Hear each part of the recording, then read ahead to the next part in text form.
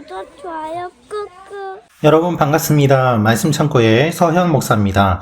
오늘도 시청해 주셔서 감사합니다. 여러분의 구독과 좋아요, 알람 설정으로 저희 채널을 응원해 주세요. 항상 함께 해주셔서 감사합니다.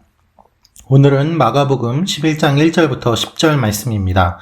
오늘 말씀은 예수님께서 나귀를 타고 예루살렘에 입성하시는 내용이 기록되어 있습니다. 예수님께서 지금까지 겸손에 대해서 알려주셨습니다. 그리고 주님은 겸손이 무엇인지 직접 보여주십니다. 오늘 이 말씀을 통해서 우리에게 주시는 하나님의 마음을 함께 묵상해 보기 원합니다. 1절부터 말씀입니다. 그들이 예루살렘에 가까이 와서 올리브산 근처 벳바게와 베다니에 이르렀을 때 예수께서 제자 2명을 보내시며 말씀하셨습니다. 저기 보이는 마을로 들어가라. 그곳에 들어가 보면 아직 아무도 탄 적이 없는 새끼 나귀 하나가 매여 있을 것이다. 그 나귀를 풀어서 이리로 끌고 와라. 만약 누가 왜 이러느냐고 물으면 주께서 필요하시니 쓰고 제자리에 갖다 놓겠다고 하라. 그들이 가서 보니 길거리 어느 문 앞에 새끼 나귀가 매여 있었습니다. 그들이 나귀를 풀고 있는데 거기 서 있던 사람들이 물었습니다. 뭘 하는 것이요? 왜 나귀를 풀고 있소?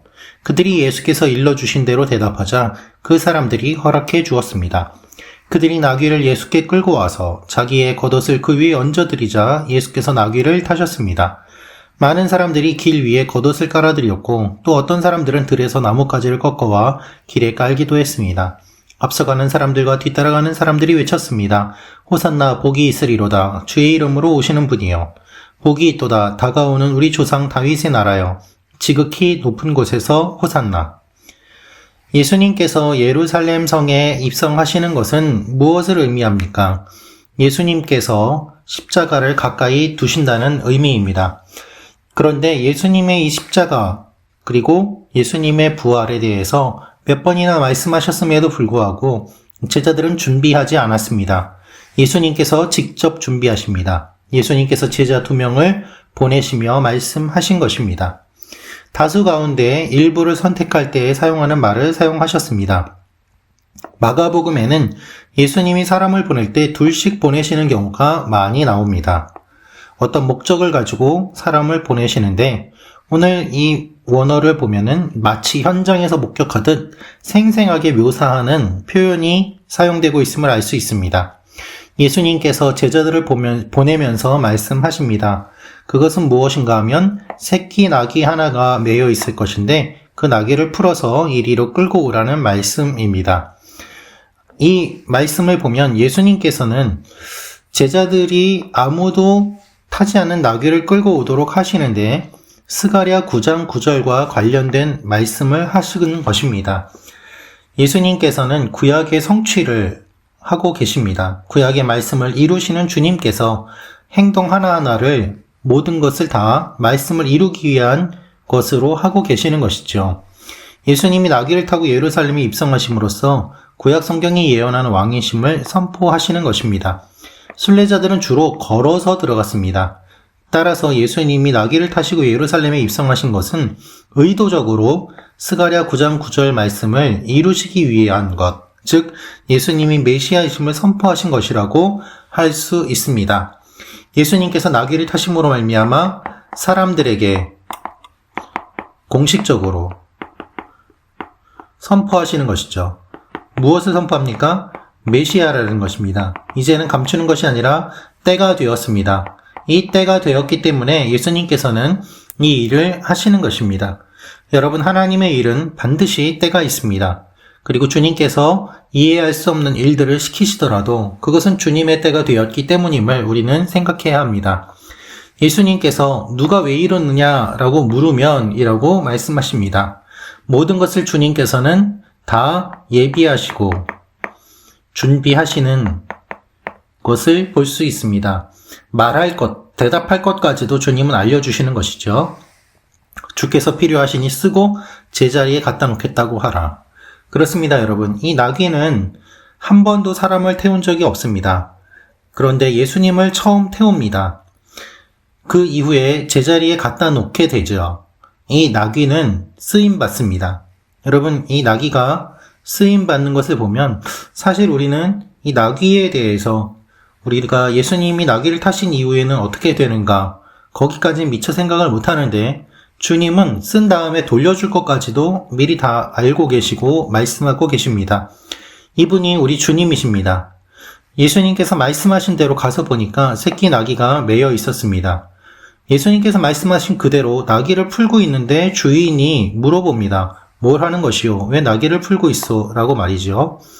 그래서 역시 예수님께서 일러주신 대로 대답하자 그 사람들이 허락해 주었습니다. 예수님께서 하신 대로 하자 그대로 되는 것입니다. 여기에서 예수님의 제자들은 예수님이 말씀하신 대로 새끼가 묶여 있는 것을 발견했습니다. 예수님과 또한 나귀 주인이 어떠한 계획을 짜고 이야기를 다 맞춘 다음에 이렇게 한 것이 아니라 주님께서 말씀하신 그대로 이루어지고 있음을 우리는 보게 됩니다. 그들이 나귀를 예수님께 끌고 왔습니다. 자기들의 겉옷을 그 위에 얹어드렸습니다. 그리고 예수님께서 나귀를 타십니다. 다른 순례자들처럼 걸어서 예루살렘으로 들어가지 않고 나귀를 타신 것은 권위의 표현입니다. 그러나 여러분, 이 권위는 사람들을 압제하는 권위가 아닙니다. 섬김입니다. 왜냐하면 나귀 새끼를 타는 사람은 아무도 없었기 때문입니다. 고대 사회에서는 왕이 나귀를 타기도 했고 솔로몬도 노새를 타고 왕으로 취임하기도 했는데 예수님 당시에는 모두 다 말을 탔습니다. 왕에게 부적합한 행동은 아니었지만 예수님 당시에는 잘 하지 않는 행동이었고 또한 왕 누구도 하지 않는 행동이었던 것입니다. 겸손한이라고 번역된 히브리어는 고난을 당한이라는 뜻도 갖고 있습니다. 따라서 무조건 겸손과 연관시킨다고 볼 수는 없고 겸손뿐만 아니라 겸손과 고난 두 가지를 같이 의미하고 있다고 보아야만 합니다. 그래서 이 단어가 가지고 있는 의미 그대로 예수님께서는 겸손하셨고 또한 십자가에서 고난을 받으셔서 의미를 모두 완성하신 것을 볼 수 있습니다. 여러분, 예수님께서 하시는 일은 참 놀랍습니다. 주님께서 하시는 일은 한 가지만 아니라 모든 것을 다 이루십니다. 우리는 한 가지 수밖에 보지 못하지만 주님은 고수입니다. 많은 수를 봅니다. 여러 가지를 생각하십니다. 그리고 그대로 하십니다. 많은 사람들이 길 위에 겉옷을 깔아드렸고 들에서 나뭇가지를 꺾어와 길에 깔기도 했습니다. 이것을 보면 예비했음을 알 수 있습니다. 주님을 위해 자신의 것을 아낌없이 내어드립니다. 그러나 이렇게 내어드리는 것도 사실 일부 또한 일시적인 것에 불과했습니다. 예수님께서 입성하실 때 예수님이 입성하는 것을 싫어하는 율법학자들이 있었고 서기관들이 있었습니다. 그러나 사람들이 나귀를 타고 오시는 예수님을 보면서 겉옷이나 나뭇가지를 예수님이 가시는 길에 깔았습니다. 예수님을 왕으로 인정했다는 것입니다. 존경의 표현이라고도 볼 수 있습니다. 예수님을 왕으로 인정하는 의미로, 예수님이 메시아라는 의미로 이들은 이와 같은 고백을 한 것입니다. 그러나 여러분, 슬프게도 이들의 이 고백은 일주일을 가지 못합니다. 곧 이어서 예수님을 죽이라고 소리치는 사람들이 바로 이들이었기 때문입니다. 예수님을 왕으로 생각하였지만 이들은 예수님이 왕이라고 생각하였던 자신들의 생각이 틀렸음을 인정하지 못하고 정치적인 왕이 아니라 이 땅을 구원하시기 위해 오신 예수님을 인정하지 않고 이들은 예수님을 십자가에 못 박아 죽이라고 외쳤던 것입니다. 호산나 복이 있으리로다 주의 이름으로 오시는 분이여. 사람들이 외쳤습니다. 무리가 다윗의 왕국을 회복할 것을 기대하였습니다. 그런데 예수님은 소경 바디메오가 자신을 다윗의 자손이라고 고백하며 외칠 때 제지하지 않으신 것처럼 이 사람들의 외침에도 제지하지 않으십니다. 예수님은 이 사람들이 원하는 메시아는 아니었지만 이들의 고백 가운데 예수님의 본래의 의도가 담겨 있기 때문입니다. 지극히 높은 곳에서 호산나라고 외칩니다. 예수님은 이제 오해받기를 피하지 않으십니다. 예수님은 유대인의 왕이라는 죄목으로 빌라도 법정에 서게 되고 정치범이 당하는 십자가형을 당하시게 됩니다. 예수님께서 이렇게 입성하시는 것은 영광이기도 하지만 사실은 위험한 일이기도 하였습니다.